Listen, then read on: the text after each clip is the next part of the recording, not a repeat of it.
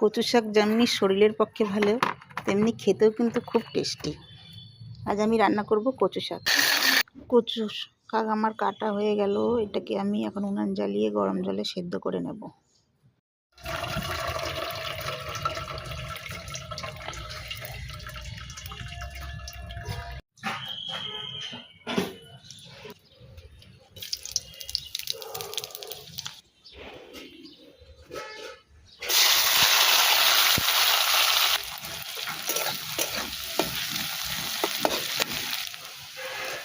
রসুন, পেঁয়াজ, লঙ্কা এগুলোকে ভালো করে ভেজে নিয়ে কচু শাকটা দিয়ে দেব।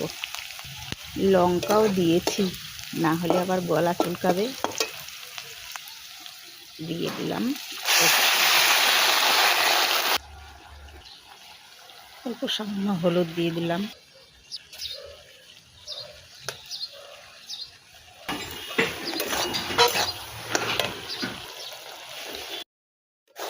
এটা আমার হয়ে গেছে, এখন নামিয়ে দেব।